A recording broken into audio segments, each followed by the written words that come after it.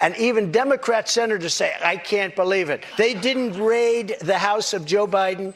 They didn't raid Obama. But Joe Biden didn't ignore a subpoena to get those documents back like you did. And so that's the question. 1,850 boxes. But that's the question that investigators have, I think, is why you held on to those documents when you knew the federal government was seeking them and then had given you a subpoena to return them. Are you ready? Are you ready? Can I talk? Yeah, what's the answer? Do you mind? I would like for you to answer the question. Okay, it's very simple to answer. That's why I asked it. It's very simple you're a nasty person, I'll tell you. If you look at what's gone to our country has gone to hell. Our borders are bad. Our military has been bad. You look at the taxes, you look at inflation, what's happened to inflation, it's just destroying our country. We've really become, in many ways, a third world country. And it's very sad what's happened in this administration. And it's something that will turn around on day one. We were energy independent. Now energy is at a level that we've never had to pay before. Nobody can afford to continue to pay what's happening with energy. But we were energy independent. We were getting out of Afghanistan with strength and with dignity. And instead we got out, we looked like fools, probably the most embarrassing moment in the history of our country. One of the big problems was that Nancy Pelosi, Crazy Nancy as I affectionately call her, Crazy Nancy Pelosi and the mayor of Washington were in charge, as you know, of security. And they did not do their job. They're not in charge of the National Guard. You're in charge of the National Guard. Well, I offered them National Guard. I said, we'll give you soldiers, we'll give you National Guard, we'll give you whatever you want. And they turned me down. And in fact, she turned me down. She turned me down in writing. But you said you weren't very involved that day. You did tell your supporters to come to Washington. You tweeted about it, about that speech that happened on the rally. Am I allowed to say that? When they went to the Capitol and they were breaking into the Capitol, smashing windows, injuring police officers, why did it take you 3 hours to tell them to go home? I don't believe it did. Oh, let me pull it out. I have to pull it out.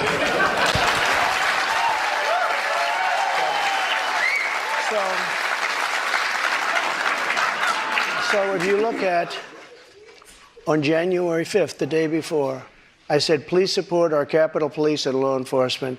They are truly on the side of our country. Stay peaceful. Stay peaceful. This was the day before, and this was in the form of Twitter. Now I use Truth Social. I think it's far superior, okay? I hope everybody's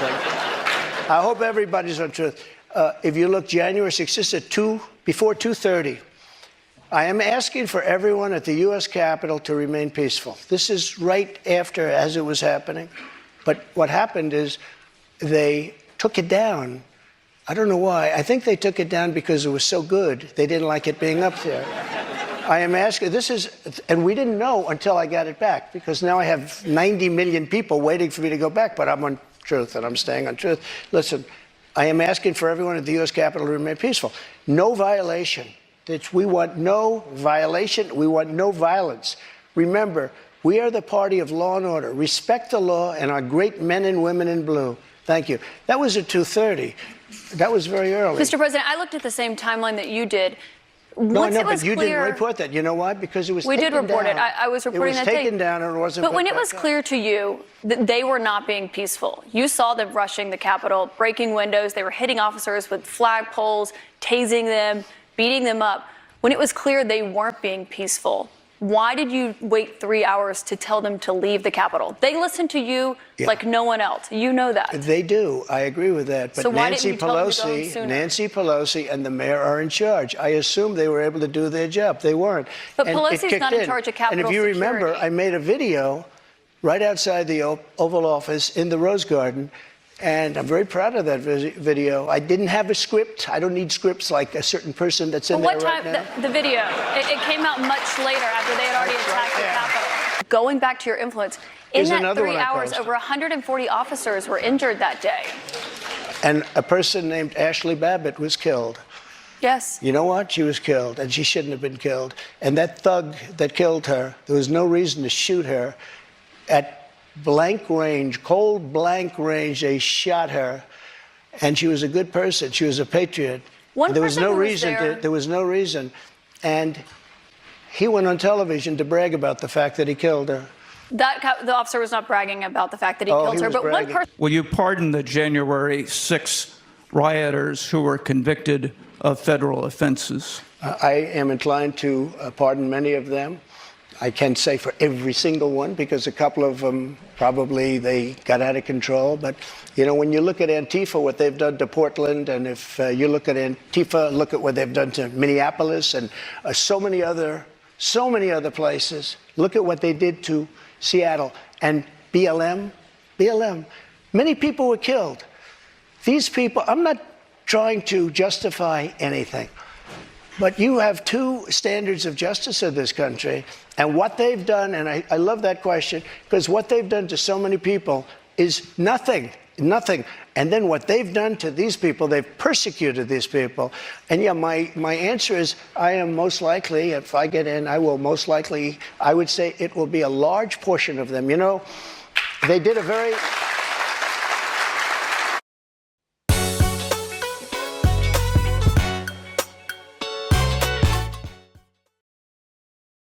Robinhood Gold is offering a 3% match on eligible contributions into your IRA. You can start earning 4.25% APY with high yield cash. Earn more from your uninvested cash with Robinhood Gold.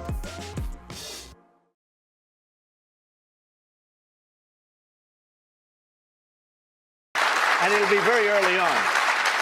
And they're living in hell right now. So when it comes to they're living pardons, in hell. And they're policemen, and they're firemen, and they're soldiers, and they're carpenters and electricians, and they're great people. Many of them are just great people. Mr. President, one of the people who was convicted was a former policeman, but he was convicted of attacking a police officer, I should note. But when you said you are considering pardoning a large portion of those charged with crimes on January 6th, does that include the 4 Proud Boys members who were charged and convicted of seditious conspiracy? I don't know. I'd have to look at their case, but I will say in Washington, D.C., you cannot get a fair trial. You cannot. Just like in New York City, you can't get a fair trial either. This woman, I don't know her. I never met her. I have no idea who she is. I had a picture taken years ago with her and her husband, nice guy, John Johnson. He was a newscaster, very nice man. She called him an ape. Happens to be African American. Called him an ape. The judge wouldn't allow us to put that in. Her dog or her cat was named Vagina. The judge wouldn't allow to put that in. All of these things. But with her, they could put in anything. Access, Hollywood. This was a jury of 9 people who found you liable of sexual abuse. Do you think that will deter women from voting for you? No, I don't think so, because I think the whole thing, just so you understand, ready? I never met this woman. I never saw this woman. This woman said, I met her at the front door of Bergdorf Goodman, which I rarely go into other than for a couple of charities. I met her in the front door. She was about 60 years old, and this is like 22, 23 years ago. I met her in the front door of Bergdorf Goodman. I was immediately attracted to her, and she was immediately attracted to me. And we had this great chemistry. We're walking into a crowded department store. We had this great chemistry, and a few minutes later, we end up in a room, a dressing room of Bergdorf Goodman, right near the cash register. And then she found out there were locks on the door, so she said, I found one that was open. She found one. She learned this at trial. She found one that was open. What kind of a woman meets somebody and brings them up, and within minutes, you're playing hanky-panky in a dressing room, okay? I don't know if she was married then or not. John Johnson, I feel sorry for you, John Johnson. Mr. President, can I... What is the first thing you would do to help bring down the cost to make things more affordable? Drill, baby, drill. You know about that. When we have a debt limit, and they use that very seriously to me, they came in, Schumer came in with Nancy Pelosi, and they were using, we'll violate it, we'll do whatever. They talked a whole lot different than they do right now. I say to the Republicans out there, congressmen, senators, if they don't give you massive cuts, you're going to have to do a default. And I don't believe they're going to do a default, because I think the Democrats will absolutely cave, because you don't want to have that happen. But it's better than what we're doing right now, because we're spending money like drunken sailors. So just to be clear, Mr. President, you think the U.S. should default if the White House does not agree to the spending cuts Republicans are demanding? Well, you might as well do it now, because you'll do it later, because we have to save this country. Our country is dying. Our country is being destroyed by stupid people, by very stupid people. You once said that using the debt ceiling as a negotiating wedge just could not happen. You said that when you were in the Oval Office. That's when I was president. So why is it different now that you're out of office? Because now I'm not president. We have a very big mental health problem in this country. And again, it's not the gun that pulls the trigger, it's the person that pulls the trigger. And we have to protect our Second Amendment.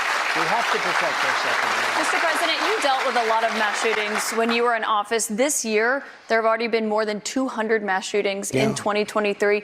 If you are reelected, are there any new gun restrictions that you would sign into law? I would do numerous things. For instance, schools, we would harden, very much harden.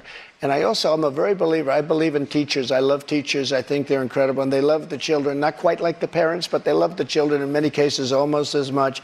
Many of these teachers are soldiers, ex-policemen. They're people that really understand weapons. And you don't need 5% of the teachers would be more than you could ever have if you're going to hire security guards. But in addition to that, have security guards, you have to harden your entrances. You have to make schools safe. And you can make other places safe. But it is a big mental health problem in this country more than anything else. If you look at Chicago, Chicago has the single toughest gun policies in the nation. They are so tough you can't breathe. New York too, and other places also. All of those places are the worst and most dangerous places. So that's not the answer. I consider the other side to be radical because the other side, under Roe v. Wade and other things, the other side, they're radical because they will. Remember the debate with Hillary Clinton? They said, rip the baby out of the womb at the end of the 9th month. They will kill the baby in the 9th month.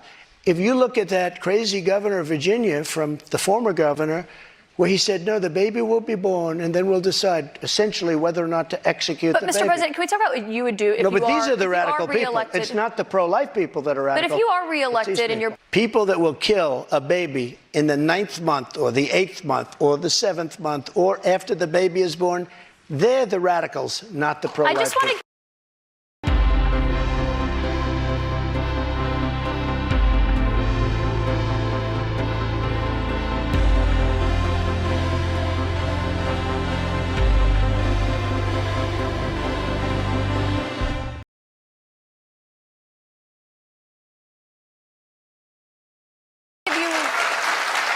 You're going to have millions of people pouring into our country right now at a level that nobody's ever seen before. These people are sick. Anybody that wants this to happen to our country, they're destroying our country, and this should not be allowed to happen. How they're not going to do a version of Title 42 or my Title 42, which was tough. If people are sick and have infectious diseases and lots of other problems, we don't want them being into our country. We have enough problems right now. We have problems like we've never had in the history of our country. But Mr. President, our country is being destroyed. A country has to have borders. There's never been anything like is happening to our country right now. You built about 52 miles of new wall when you were in office, Mr. President. It wasn't the complete wall. One other thing that with immigration... No, but I have to respond to that. With your immigration, it was only about 52 miles of new wall. This is what she does. I built hundreds of miles. Some of the wall was up there, and it would be laying on the ground, rusted, rotten steel, rusted, rotten wood, and what the radical left crazy Democrats did, if there's a piece of wood laying down, they consider that a wall. I built 30-foot walls that go down 7 feet into the ground. If there was a little piece of wood sitting in the ground, they said, oh, he's not building a wall. We already had a wall. Because this is the game. They're a party of disinformation. It's not a game, Mr. President. It's about 52 miles of new wall. One other immigration policy you had when you were in office. I built new wall. 52 miles for hundreds of miles. CBP, Mr. What I President. did is I replaced other wall that was laying down, that was up and rotting in the ground for 30 years. If I were president, this would have never happened. And even the Democrats admit that. Putin knew it would have never happened. And his pipeline would have never happened. A lot of things would have never happened. But this would never have happened. And all those dead people, both Russian and Ukrainian, they wouldn't be dead today. And all those cities that are blown up and disintegrated right to the ground, that wouldn't have happened. Would you give Ukraine weapons and funding? I was impeached by a crazy woman named Nancy Pelosi. But the question here is, would you give Ukraine weapons and funding if you were elected? I would sit down. Let me just put it a nicer way. If I'm president, I will have that war settled in one day, 24 hours. How would you settle that war in one day? Because I'll meet with Putin, I'll meet with Zelensky. They both have weaknesses and they both have strengths. And within 24 hours, that war will be settled. It'll be over. It'll be absolutely over. Do you want Ukraine to win this war? I don't think in terms of winning and losing. I think in terms of getting it settled so we stop killing all these people and breaking down this country. Why did you take those documents with you when you left the White House? I had every right to under the Presidential Records Act. You have the Presidential Records Act. I was there and I took what I took, and it gets declassified. Biden, on the other hand, he has 1,850 boxes. He had boxes sent to Chinatown, where they don't speak even English in that Chinatown we're talking about. I got to stop you right there. Nobody talks about him, because they talk about us. Just so you understand, I had every right to do it. I didn't make a secret of it. You know, the boxes were stationed outside of the White House. People were taking pictures of the GSA of the various people. I got to stop you right there, then, because the Presidential Records Act, which is not well known to a lot of people, I read it. It does not say that you can take documents with you. It says actually that they are the property of the federal government. It says you talk, you negotiate, you make a deal. It's not criminal, by the way. The Presidential Records Act is not criminal. And just so you know, it does not say you can negotiate to take the documents with you. Can I tell you? Just so you understand, the Presidential Records Act is not criminal. I took the documents. I'm allowed to. You know who else took them? Obama took them. Nixon took them. Obama Reagan did not took take them. documents. Oh, he didn't? The difference here that I'd like to know.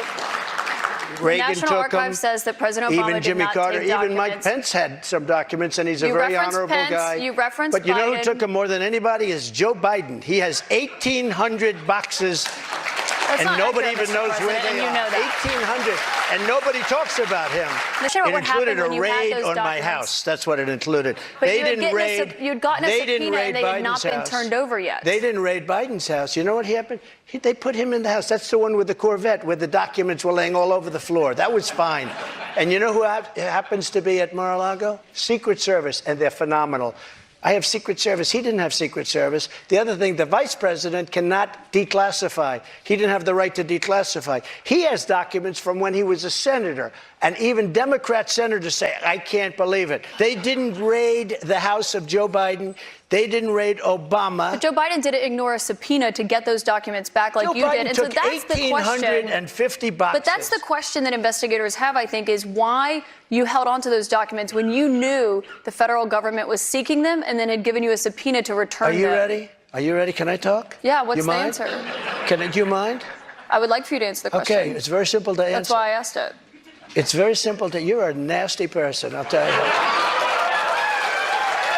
Can you answer why you held on to the documents? I was negotiating, and we were talking to NARA, that's Washington, to bring whatever they want. They can have whatever they want. When we left Washington, we had the boxes lined up on the sidewalk outside for everybody. People are taking pictures of them. Everybody knew we were taking those boxes. And the GSA, the government service, the GSA was the one taking them. They brought them down to Mar-a-Lago. We were negotiating with NARA. All of a sudden, they raid our house. When Biden had his documents, he won't give back the 1,850 boxes. And you're going to find some real gems in there. Let me ask you a question. Why is it that Biden had 9 boxes in Chinatown? And he gets a lot of money from China. Why is that? And why aren't people? Why aren't people bringing that up? And why don't they put this guy Jack Smith and his group of thugs? Why don't they put him in charge of that? I need to stop you right there because there's no evidence of what you just said there. What you're referring to there is an office that he had after leaving the vice presidency. He had a temporary office. But I want to ask you about another investigation that you're facing. You don't know the subject. I do know the subject. He had one at University of Pennsylvania, but he also had 9 boxes in Chinatown. That you're facing, which is the one that's happening in Georgia, where we are really putting it to Biden, but he's putting it to himself because the economy stinks, inflation is horrible, and the border is a disaster. And by the way he got out of Afghanistan was the single most embarrassing moment in the history of our country. And you know what? If I don't win, this country is going to be in big trouble. It's so sad to see what's happening. But no commitment there on accepting the results regardless of the outcome. If it's an honest election, correct, I will. Okay, so not committing to accepting the 2024 election results or acknowledging what happened in 2020. President Trump, I want to thank you for coming here tonight. This is an important conversation with voters to hear and to have. Thank you to our audience and to our host, St. Anselm College. Thank you very much. Thank you very much, Katie. Good job. Thank you, Katie. Thank you very much.